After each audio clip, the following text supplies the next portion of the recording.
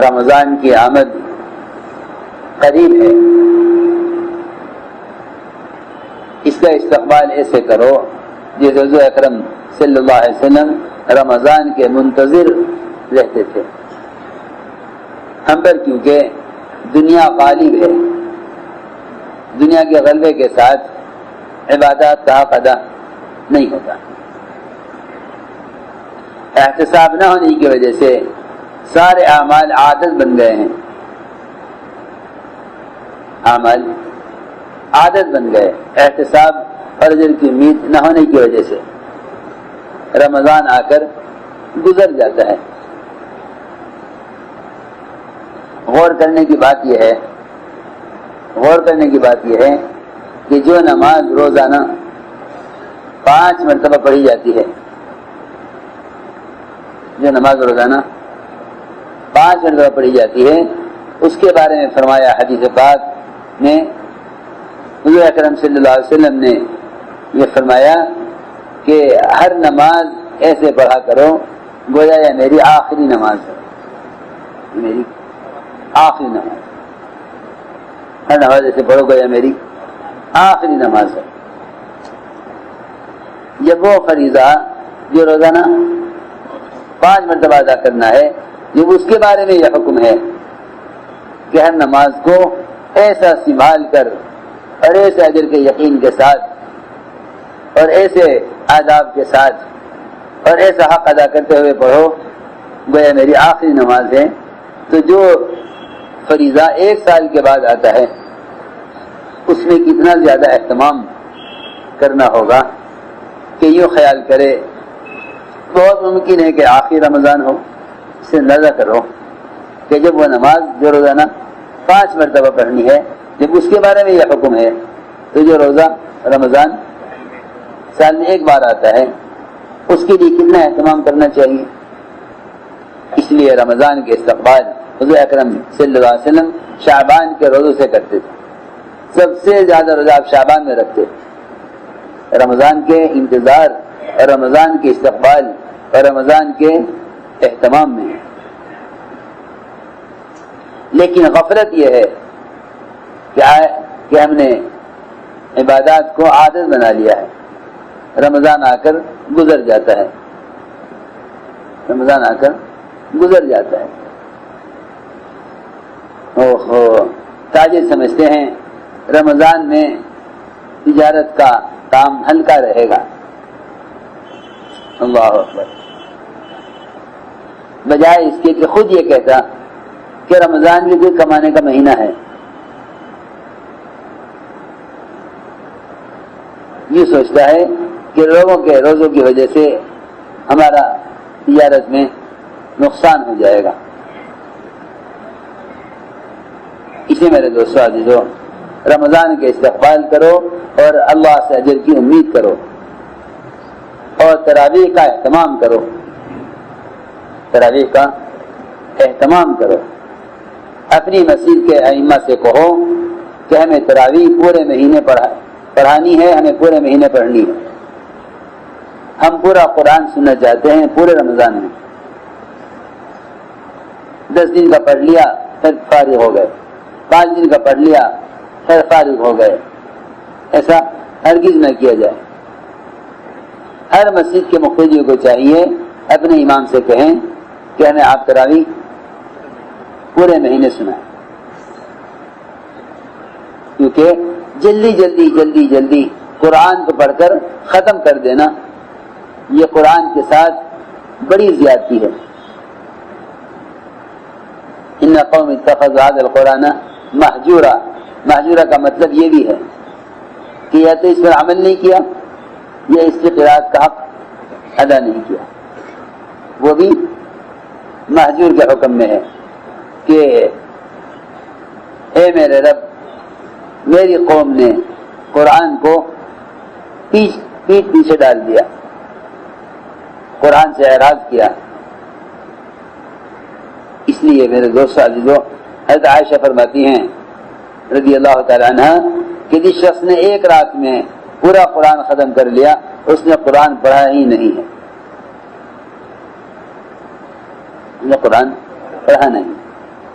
یہ تو انفرادی پڑھنے میں یہ بات ہے.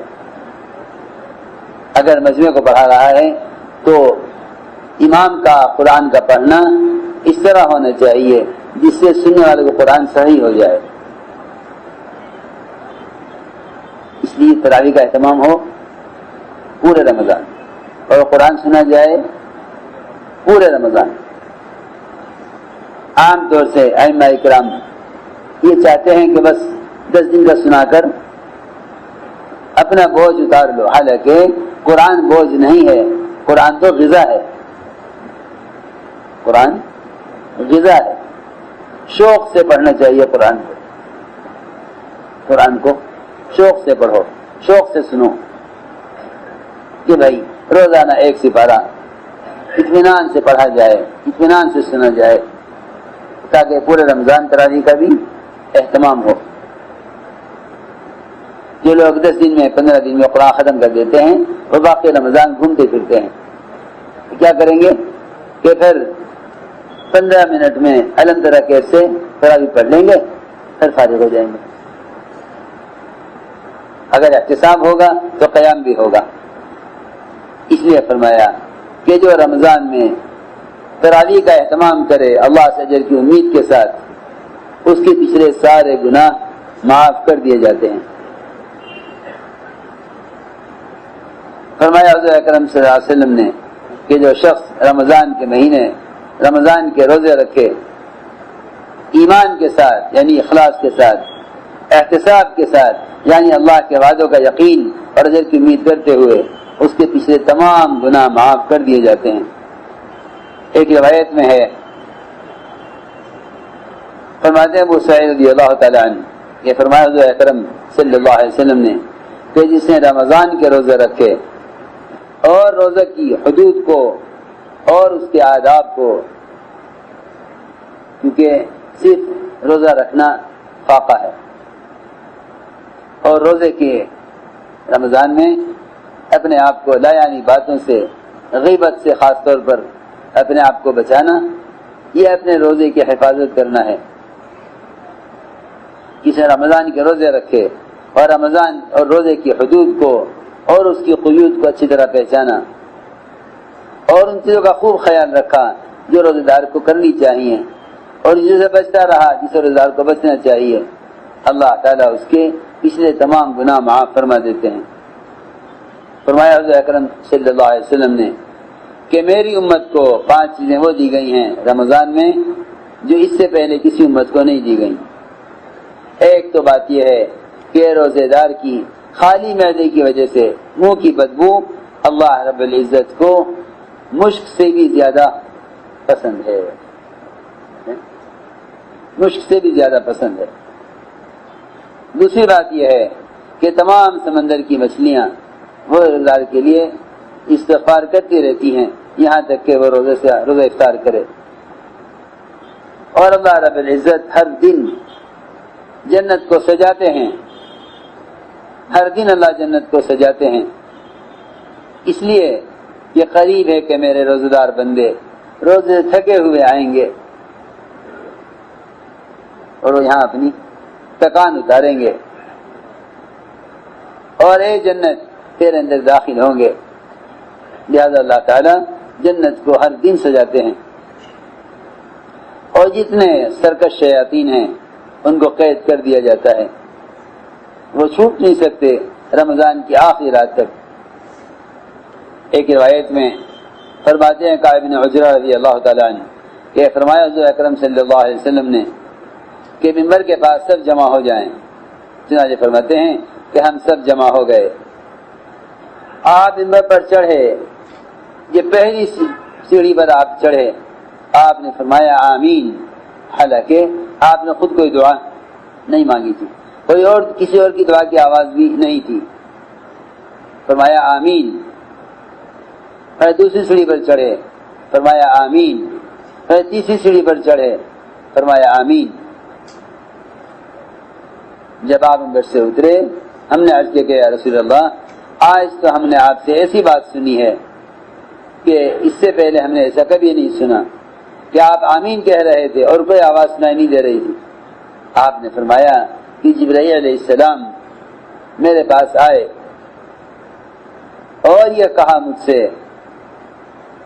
کہ اللہ کی رحمت سے دور کر دیا گیا وہ شخص جس کو رمضان کا مہینہ ملا اور پھر بھی اس کی بخشش نہیں کی گئی. اس پر میں نے آمین کہی ہے.